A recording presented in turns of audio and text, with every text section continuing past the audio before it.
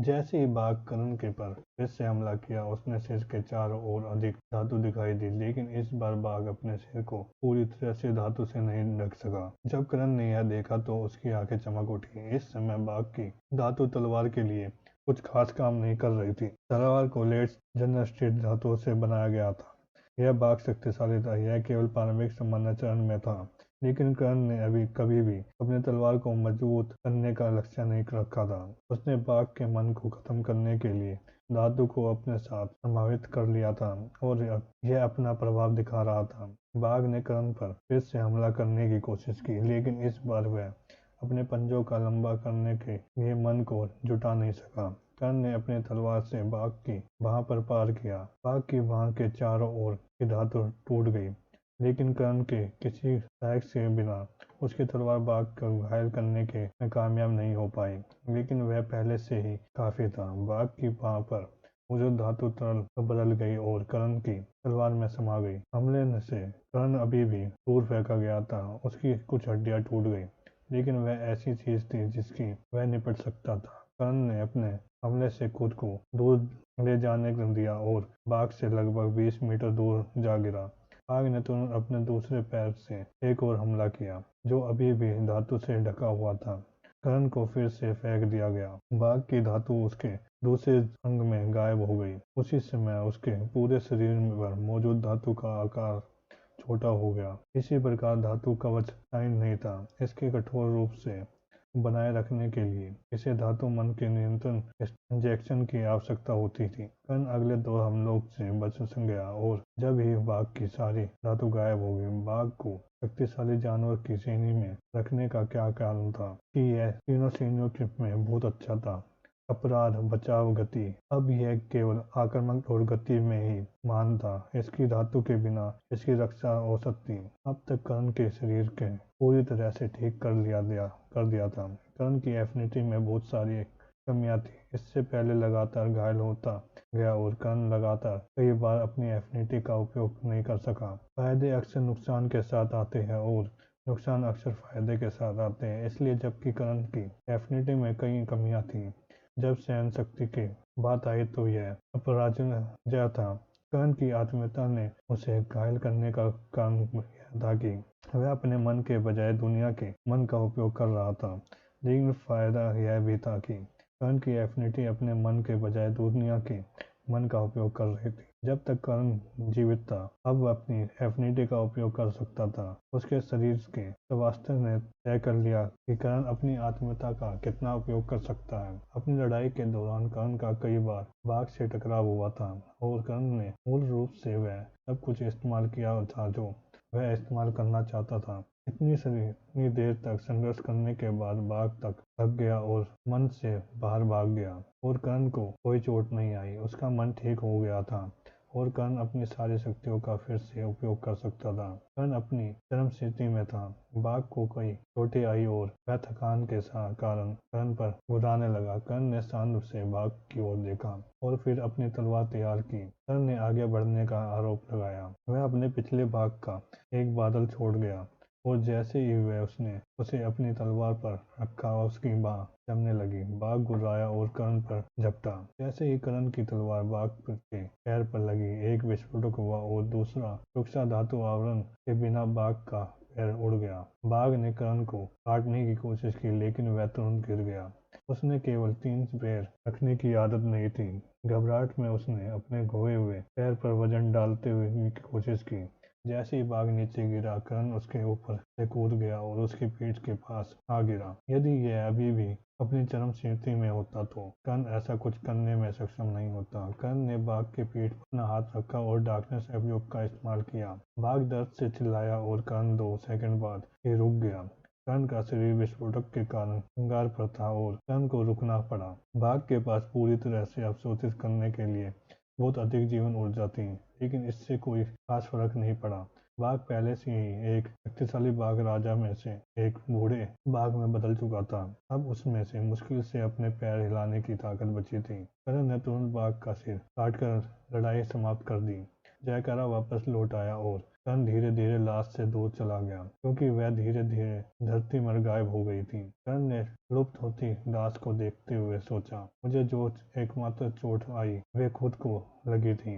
यह लड़ाई आसान नहीं थी, लेकिन इसने मुझे वास्तव में किनारे तक नहीं पहुंचाया। जैसे जैसे शक्ति बढ़ती है, जानवर स्थानों की तुलना में अधिक मजबूत होते जाते हैं। इस बात को हैरान शायद उतना ही कठिन था जितना पार्मिंग जनरल स्टेट के एक कमजोर जानवर को हराना प्रक्रिया के बिना होता। मैं पहले से ही इस शक्ति में अंतर देख सकता हूँ और मैं केवल पार्मिंग सामान्य चरण में हूँ। अब ये हालात और भी गंभीर खराब हो गए। फिर कर्ण ने उस पत्र को देखा जो सामने आया था। कम से कम दूसरे के लिए उनके आगे बढ़ते हुए सोचा, मेरी शक्ति बढ़ती रहेगी जब तक मैं अभी की तरह बढ़ रहा हूँ। कर्ण पार्मिंग कमांडर स्टेट पर रहते हुए भी एक शक्तिशाली अर्ली कमांडर स्टेट जानवर को हराने में भी सक्षम रहूंगा। कर्ण ने पक्ष खींच लिया, ऐसा कुछ सामान्य योद्धा के लिए असंभव है। मेटल किंग, कर्ण ने पढ़ा, काफी प्रभावशाली नाम है, लेकिन मुझे लगता है कि यह बाघ पर फिट बैठता है। कर्ण ने पत्र को देखा और पढ़ा, और वे वास्तव में महारानी कोब्रा जोन्स के उत्तर क्षेत्र एडमेटाइज बेमोट जोन में रहते हैं। कर्ण ने सोचा। कर्ण ने फिर पिछले वर्ष इन क्षेत्रों के बारे में बहुत कुछ सीखा था और यह क्षेत्र उनसे परिचित था। एडमोटाइट बेमोट जोन मूल रूप से एक पर्वत श्रृंखला के विपरीत था। कोई भी कह सकता है कि यह एक क्रेटर श्रेणी है। वहाँ अनेक छिद्र थे जो सभी धरती में गहराई तक जाते हैं। यह वह स्थान भी था जहाँ ड्यूक मनीष रहते थे। कर्ण का वह समय याद आया जब उसने ज्वालामुखी विवरण जोन के बारे में पूछा था, जो मनीष के अधीन भी था। मानचित्र को परिचित में रखने के लिए टॉम ईगल जोन बिल्कुल दक्षिण में मध्यम में था। इसके उत्तर पूर्व में महारानी कोब्रा जोन था। इसके उत्तर पश्चिम में आइस विवरण जोन था। महारानी कोब्रा जोन के उत्तर में एडमेटाइज बेमोट जोन था। आइस विवरण जोन के उत्तर में एडमेटाइज बेमोट जोन के पश्चिम में एक बार युद्ध का मैदान हुआ करता था, लेकिन जब से आइस विवरण ने ज्वालामुखी विवरण के खिलाफ जीत हासिल की थी, तब से युद्ध के मैदान को आइस विवरण जोन ने अपने कब्जे में ले लिया था। अभी आइस विवरण जोन 2 जोन जितना बड़ा था। युद्ध क्षेत्र एक जैसा क्षेत्र था जिसे राम और मनीष दोनों चाहते थे। कर्ण ने यह भी अनुमान लगाया कि मनीष ही वह व्यक्ति था जिसने एक साल पहले वॉरियर के सबक को खतरे में डाल दिया था। कम से कम इसके पीछे इसका कोई बड़ा मकसद था। तो मनीष के क्षेत्रों के बारे में क्या? एडमोटाइज बेमोट जोन पहले से ही उसका था और एडमोटाइज बेमोट जोन के उत्तर में थंडर हॉर्स जोन था। यह एक सपाट काला रेगिस्तान था जहाँ लगातार बारिश होती थी और बिजली गिरती रहती थी। थंडर हॉर्स उन बहुत कम जोन जानवरों में से एक था जो किसी दूसरे स्थान पर नहीं छिपते थे। अन्य जोन जानवर की तुलना में थंडर हॉर्स काले रेगिस्तान में घूमता था। सौभाग्य से यह आक्रामक नहीं था और इसने केवल बिजली ही खाई। यहाँ तक कि इसने अपने आसपास के लोगों को भी अनुमति दी। कभी कभी यह किसी कस्बे में भी चला जाता था और चारों ओर देखता था। जब ये जोन जानवर टॉम ईगल जैसे दिग्गज नहीं थे। उदाहरण के लिए थंडर हॉर्स सामान्य घोड़े से थोड़ा ही बड़ा था। थंडर हॉर्स जोन के पश्चिम और पूर्व युद्ध क्षेत्र के उत्तर में ज्वालामुखी विरम जोन में था। जब कर्ण ने उस अग्नि धातु को देखा था तो उसने किसी प्रकार की यात्रा की थी। यह ज्वालामुखी विवरण से शुरू हुआ। थंडर हॉर्स जोन के कोने में गुजरने के लिए पूरब की ओर गया, पूरे एंडेमोटाइन बेमोट जोन से गुजरा और स्टॉर्म ईगल और जोन में प्रवेश करने के लिए एम्पायर कोब्रा जोन से गुजरा। यह काफी लंबी यात्रा थी। दिलचस्प बात यह है कि मेटल किंग अपने निवासियों का शिकार करने के लिए एडवर्टाइज बेमोट जोन में विभिन्न गड्ढों और छेदों के साथ यात्रा करता है। मेटल किंग में भी एक जानवर है जो आमतौर पर कमांडर स्टेट तक पहुंचता है, काफी शक्तिशाली। फिर कर्ण ने भगवान का उदाहरण देखा और उसने भौहें चढ़ा ली। अरे, हम आपकी कार की विस्तारित वारंटी के बारे में आप तक पहुंचने का प्रयास कर रहे हैं। जैसे ही कर्ण ने पत्थर को देखा, एक तरफ फेंका, या फिर से आ गया। अदर साउथ कमजोर मध्यम सामान्य स्टेट जानवर। यह कठिन होगा, करण ने सोचा। मध्य जनरल स्टेट जानवर का शरीर मेटल किंग के शरीर से कहीं अधिक शक्तिशाली होता है। भले ही जानवर अच्छी तरह से नहीं लड़ सकते, मेरे लिए उनके हमलों से बचना मुश्किल होगा। इसके हमले उन हमलों से भी थोड़े तेज हैं जिनके खिलाफ मैंने लड़ाई लड़ी थी। पहिया धीमा हो गया और एक प्यारे सफेद पिल्ले की छवि पर रुक गया। जब करण ने वह छवि देखी तो उसने भौहें चढ़ा ली। एक क्षण बाद करण का प्रतिनिधि सामने आया। यह 2 मीटर लंबा सफेद सुनहरा कुत्ता था। जब करण ने यह देखा तो उसकी आंखें चमक उठी। मुझे ऐसा लगा छवि के सफेद रंग ने पहले ही करण को संदेह कर दिया था। जब उसने कुत्ते को देखा तो उसका अनुमान सही हो गया। करण को महसूस हुआ कि कुत्ते से प्रकाश मन आ रहा है। लाइट मन में लगभग कोई आक्रामक क्षमता नहीं है। इससे यह भी पता चलेगा कि कुत्ते को कमजोर जानवर के रूप में क्यों गिना जाता है। विदुक्त ने धीरे से अपना हाथ उठाया और घंटी बजाई। कुत्ते ने करण को देखा और थोड़ी देर तक उसे देखता रहा। मैंने जो सीखा है उसके अनुसार कुत्ते भी भेड़िए हैं, जिन्हें पृथ्वी की तरह ही इस दुनिया में मनुष्यों द्वारा पालतू बनाया गया है। यह कुत्ता सहायक जानवर का एक रूप है। मैं कल्पना कर सकता हूँ कि समूह की लड़ाई में इसकी शक्ति का बहुत बड़ा प्रभाव होता है, लेकिन अकेले शायद नहीं। मैं वास्तव में इसे मारना नहीं चाहता, करण ने सोचा। एक कुत्ता जितने लोगों को भी ठीक किया और उनकी मदद की, वह ऐसी चीज नहीं थी जिसे करण मारना चाहता था। वह कुछ नहीं कर सका। क्या उसने बस हार मान लेनी चाहिए थी, अपने इनाम की बर्बाद होने देना चाहिए। इसलिए भले ही करण कुत्ते को मारने का सबसे बड़ा प्रसंग नहीं था, फिर भी वह इसके लिए अपना इनाम नहीं खोएगा। जैसे जैसे समय बीतता गया कुत्ते का स्वभाव भी बाघ की तरह ही बदतर होता गया। शुरुआत में उसने केवल करण को मासूमियत से देखा था, लेकिन कुछ सेकंड बाद अपने पहले से ही अपने दांत दिखाने शुरू कर दिए थे। करण कोई भारी आक्रामकता नहीं दिखा रहा था और उसने केवल दूर से ही कुत्ते को देखा था। बाघ की तरह ही कुत्ते ने भी असामान्य तरीके से व्यवहार किया। क्या यह मुकदमे का असर है? क्या यह मुझे लड़ने के लिए मजबूर करने के लिए है? कुछ सेकंड बाद एक गहरी घुर्राहट के साथ कुत्ते के दांतों से धार बहने लगी। और मुझे नहीं लगता कि ईश्वर मेरे लिए चीजें आसान बनाना चाहते हैं। मुझे किसी ऐसे शांतिपूर्ण कुत्ते को मारने के लिए संघर्ष करते हुए देखना शायद उनके लिए अधिक मनोरंजक होगा। पर कुत्ते की पीठ पर खड़ा हो गया था और उसने खुद को आक्रामक के लिए तैयार कर लिया। तो ये जानवर इतने आक्रामक क्यों है? यह कुत्ता एक आक्रामक जानवर के रूप में नहीं गिना जाता है। कुत्ता गति से आगे की ओर बढ़ा। उसके शरीर की शक्ति ऐसी नहीं थी जिसकी मेटल किंग कल्पना कर सके। अभी कोई फर्क नहीं पड़ता, करण ने सोचा और खुद को लड़ाई के लिए तैयार कर लिया। अभी मेरे पास वास्तव में इस चीजों के बारे में सोचने के लिए सुविधा नहीं है। और करण भी आगे की ओर दौड़ पड़ा।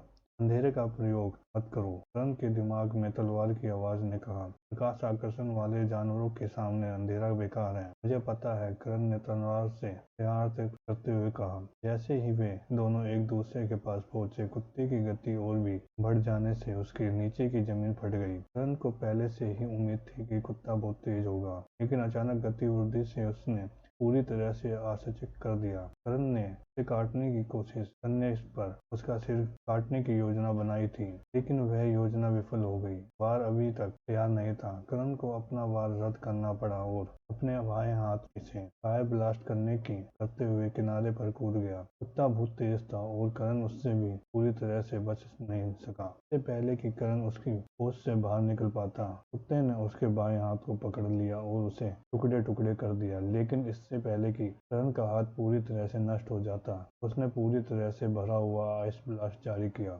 जैसे ही करण का हाथ उसके शरीर से अलग हुआ, कुत्ते का मुंह जम गया और वह दर्द से उछलने पड़ा। चुभने वाले बर्फीले दर्द से छुटकारा पाने की कोशिश करते हुए कुत्ता जमीन पर अपना सिर रगड़ते हुए भागने लगा। इस बीच करण की नजर अपने बाएं हाथ के सिर पर लगे स्तंभ पर पड़ी। उसके हाथ के साथ साथ उसकी आधी बांह कट गई थी। यह पहली बार है जब मैंने अपने शरीर का कोई हिस्सा खोया है। तब से चुभन और धड़कते हुए दर्द हुआ, लेकिन करण उस दर्द से निपट सकता था। आधे सेकंड के बाद स्टंप से नया हाथ निकला और पूरे 1 सेकंड बाद करण का हाथ पूरी तरह से ठीक हो गया। पूरे हाथ को दोबारा उगाने में बहुत सारी जीवन ऊर्जा लगी। मेटल किंग से शुद्ध जीवन ऊर्जा का एक बड़ा हिस्सा के साथ गायब हो गया। करण ने कुत्ते की ओर देखा, जो अभी भी दर्द से छुटकारा पाने की कोशिश कर रहा था।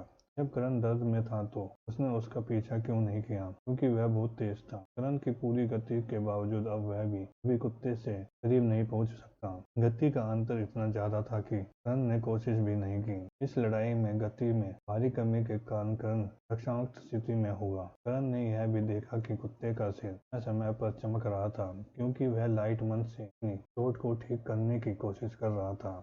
यह वास्तव में कोई चोट नहीं थी। यदि बर्फ के विस्फोटक से कोई क्षति हुई होती तो वह प्रकाश के विस्फोट से बहुत पहले ही ठीक हो गई होती।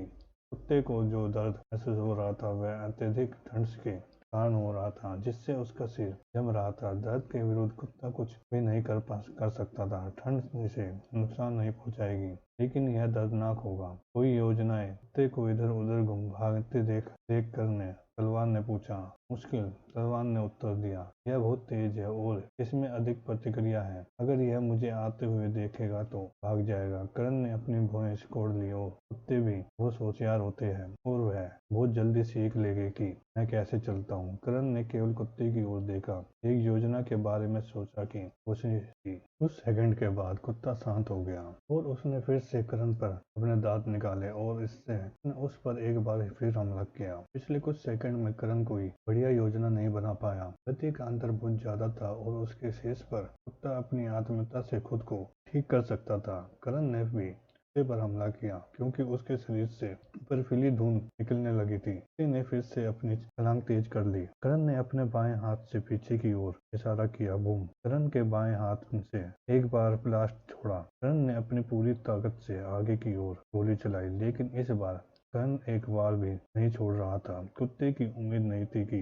करण भी तेजी ला सकता है, जिससे कारण वह काटने से चूक गया। करण की तलवार आगे की ओर चली और सारी अतिरिक्त शक्ति के साथ वह खुद को कुत्ते की छाती में आधा दफनाने में कामयाब रहा। करण की भौहें सिकुड़ गई और वह तेजी से फिर से कूद गया। कुत्ते के दांतें उस स्थान पर गड़ गए जहाँ करण अभी अभी गया था। उसके बाद उसने एक चकाचौंधी रोशनी छोड़ी और उसकी चोट गायब हो गई। मैंने उस आरोप में अपनी पूरी शक्ति लगा दी, लेकिन मैं केवल अभी भी अपनी तलवार को उसके धड़ में आधा ही गाड़ सका। एक सामान्य जानवर उसके लिए ऐसी चोट गंभीर थी, लेकिन इस कुत्ते के लिए यह केवल उसके मन का थोड़ा सा उपयोग करने के रूप में गिना जाता है। कुत्ता तुरंत करण के पीछे कूद गया और करण ने आइस का उपयोग करके उसकी बाह को नष्ट कर दिया। कुत्ता बहुत मुश्किल बचा।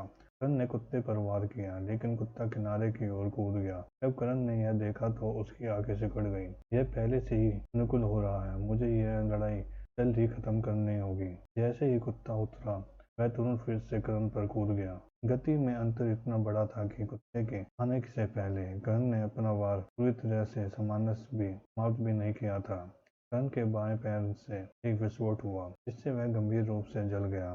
कुत्ता बहुत तेज था और वह करण के दूसरे पैर को पकड़ने में कामयाब रहा। बर्फ के विस्फोट के तुरंत बाद कुत्ते के मुंह से आग की लपटें निकलने लगी। करण जानता था कि वह अपना दाहिना पैर नहीं बचा सकता। यही कारण है कि उसने उसे बचाने के बारे में सोचे बिना ही उसकी सारी शक्ति छोड़ दी थी। कुत्ते के कई दांत टूट गए और उसके मुंह से खून निकलने लगा। करण ने अपने तलवार में आग भरी और कुत्ते की पीठ पर प्रहार किया, जबकि उसका ध्यान भटक गया था। जैसे ही तलवार कुत्ते की पीठ पर लगी, वह फट गई और चारों ओर जलनी हुई त्वचा और खून फैल गया। कुत्ते की रीढ़ की हड्डी में केवल थोड़ी सी दरार आई थी और वह टूटी नहीं। शरीर की शक्ति में अंतर बहुत अधिक था। कुत्ता चिल्लाया और कूद गया। जैसे ही उसके शरीर के चारों ओर रोशनी दिखाई दी, एक क्षण बाद वह फिर से पूरी तरह से ठीक हो गया। इस बीच करण अपने बाएं पैर पर ध्यान जा गिरा। यह दाहिना पैर पिंडी से अलग हो गया था। तो जांघ तक सब कुछ बर्फ और आग के विस्फोटक के कारण खून और मांसपेशियों में लथपथ हो गया था। करण की शेष जीवन ऊर्जा उसके बाएं हाथ और उसके दाहिने पैर में चली गई। खाली होने से पहले यह मुश्किल सब कुछ ठीक करने में कामयाब रहा। यहाँ तक कि करण का खून भी पूरी तरह से इस्तेमाल हो चुका था। अब से करण केवल अपने उत्साह पर भरोसा कर सकता है। एक सेकंड के उपचार के बाद दोनों ने फिर से एक दूसरे पर हमला किया। यह केवल अपने मुंह से ही हमला कर सकता था। बिल्लियों की तुलना में कुत्ते अपने पंजों का उपयोग करने में उतने अच्छे नहीं होते हैं। यही एकमात्र कारण है कि मैं अभी तक जीवित हूँ। दोनों की गति फिर से तेज हो गई। करण ने तलवार में आग भरी और कुत्ते के सिर पर वार करने की कोशिश की। कुत्ता करण के दर्द को काटने की कोशिश कर रहा था, लेकिन जब उसने तलवार की ओर आते देखा तो उसका हमला बदल गया। कुत्ते का सिर बगल की ओर झुका हुआ था और उस तलवार से कटा। तलवार ने आगे निकली, जिससे कई दांत टूट गए। करण ने अपनी तलवार वापस खींच ली। फिर भी थोड़ी देर की रोशनी के बाद कुत्ते के दांत फिर से प्रकट हो गए और वह करण की तलवार को पकड़ रहा था। करण का दिमाग तेज हो गया। वह कुत्ते की शक्ति का मुकाबला नहीं कर सका। जब तक उसने मुंह से अपनी उसकी तलवार है, करण का उसका उपयोग नहीं कर पाएगा। उस क्षण करण की आंखें सिकुड़ गई। उसने अपनी तलवार छोड़ दी। करण के दाहिने पैर का निचला हिस्सा बर्फ से फट गया, जिससे करण ऊपर की ओर चला। करण का दाहिना घुटना कुत्ते के जबड़े से टकराया और वह आगे से फट गया। कुत्ते का सिर ऊपर की ओर उड़ गया जैसे, लेकिन बदले में करण का पूरा दाहिना पैर नष्ट हो गया। यह अनुपयोगी हो गया था। उसी समय करण के बाएं हाथ ने कुत्ते के चेहरे पर बालों को पकड़ लिया और उसने फिर सिर सहित खींच लिया। करण की दाहिनी मुट्ठी कुत्ते की खोपड़ी पर लगी और बर्फ से विस्फोटक से उसके कुछ हिस्से जम गए। करण की दाहिनी मुट्ठी कोले से भरी हुई थी और उस पर जलन देखी जा सकती थी। करण की आंखों में आग दिखाई दी और उसने फिर से अपने दाहिने हाथ से मुक्का मारा। आग का विस्फोट हुआ। करण का दाहिना हाथ बर्फ के टुकड़ों में बदल गया जो दूर तक जा गिरा, लेकिन कुत्ते का सिर भी गंभीर रूप से घायल हो गया था। उसकी खोपड़ी के कुछ हिस्से टूट गए। करण की आंखें सिकुड़ गई और उसने खुद को कुत्ते के करीब गर्दन पर फेंक दिया। कुत्ता विनाशकारी था और करण का पूरा शरीर उसकी गर्दन में समा सकता था। अब तक कुत्ते ने करण की तलवार गिरा दी थी और वह अपने सिर को ठीक करने की कोशिश कर रहा था। किसी को यह नहीं भूलना चाहिए कि यह एक कमजोर जानवर के रूप में गिना जाता है। इसकी आक्रामक क्षमता सीमित है और इससे मुझसे पर लड़ने की आदत नहीं थी। इस वजह से इससे अभी करण के बारे में नहीं, बल्कि अपनी चोट को ठीक करने के बारे में सोचा। लाइट मन उसके सिर के चारों ओर दिखाई दिया, लेकिन लाइट मन को करण की बाईं बांह ने तुरंत अवशोषित कर लिया। कुत्ते ने देखा कि वह खुद को ठीक करने में विफल रहा, जिससे वह और भी अधिक घबरा गया।